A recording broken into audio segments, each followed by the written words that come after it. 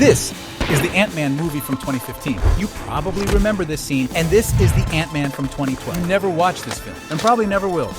Let me explain. So, unlike other Marvel films, all the Ant-Man movies have been directed by just one man, right? Well, let me introduce you to someone. Edgar Wright. Edgar Wright. Edgar Wright. Well, I could talk a lot about it, or I could just introduce Edgar Wright, ladies and gentlemen. Hello, I'm Edgar Wright. He's one of the most unique directors of our time. If you don't know him, you probably saw one of his movies. This guy can turn any scene into a visual masterpiece. What?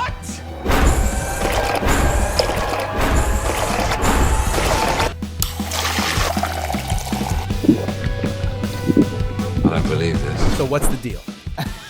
The deal is, before all these films, his main goal has always been directing the Ant-Man movies. To do that, he needed a story. So in 2003, before the MCU even got started, Edgar started writing his own Ant-Man film. He didn't want a normal superhero story. He wanted to make it a heist movie. A few months later, he finished the script. Now, he has to go to Marvel and show his idea. Marvel? It's 2003. Every Marvel hero belongs to a different studio. Black Panther is in Columbia Pictures, Iron Man, New Line Cinema, Hulk, Universal, Spider-Man, Sony, and Ant-Man is in a company called Lionsgate. Anyways, he went to Lionsgate and showed his script, but the studio was making another superhero movie back then, so they didn't want to make an Ant-Man movie. Edgar said, okay, then I'm gonna wait for Marvel to buy Ant-Man. Cheers. After 3 years, in 2006, Marvel actually bought Ant-Man's rights from Lionsgate. That was Edgar's time to shine. He went to Marvel, told his idea to Kevin Feige, and asked to direct this movie. His idea was to tell the story of both Hank and Scott's journey of becoming Ant-Man in the same film. Kevin liked Edgar's idea and accepted it, but there was a small problem. Marvel was already making 2 movies at that time. They didn't want to add another film before finishing those, so they delayed Edgar Wright's Ant-Man for now. Edgar started to wait again. 2011, Marvel finished Iron Man, Captain America, and Thor movies during those years, and they were planning an Avengers movie. Marvel wanted to include Ant-Man in the first Avengers, so they asked Edgar Wright to make his solo Ant-Man film before the release of Avengers. But this time, Edgar was busy with directing another movie, so he declined Marvel's offer. Marvel had to make the Avengers without Ant-Man.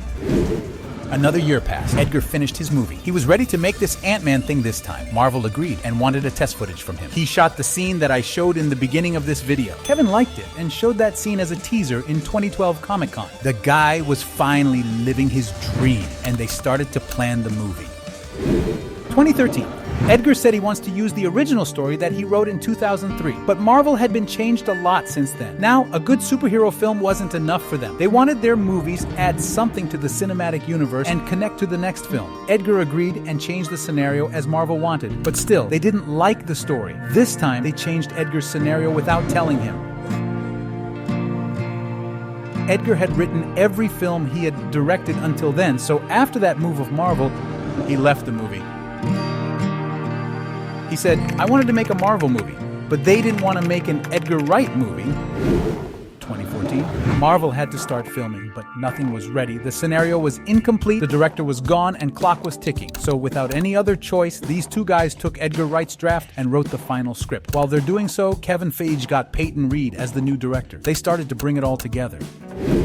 And in 2015, after 5 writers, 4 producers, 3 studios, and 2 directors, Ant-Man finally released without Edgar Wright. But you still can see his style in some scenes. To get to me, what kind of safe it was? And he says, nah, dog. All she said is that it's like super legit. Even after that much trouble, people loved the film. And until 2023, Ant-Man had 3 solo movies and appeared in 2 Avengers films. 2023. Now it's too late for both Marvel and Edgar to make Ant-Man again. But, maybe that was his canon event and he could not change it no matter what. Or perhaps if he made his movie, we wouldn't see these scenes after all. So you might think that it's the downfall story of Edgar Wright, because no matter how hard he tried, he couldn't achieve his goal. But that's the point. He tried and got rejected countless times. But he didn't just wait there after Lionsgate declined his movie in 2003. He made Shaun of the Dead. He didn't wait when Marvel delayed the movie in 2006. He made these 2 masterpieces. When he rejected Marvel's offer in 2011, he was making The World's End. Even after he left Ant-Man in 2013, he still made his heist movie. The lesson from this story is sometimes your biggest dreams may not come true. You just need a backup plan for those moments. Who knows, maybe they turn out to be better than your original goal.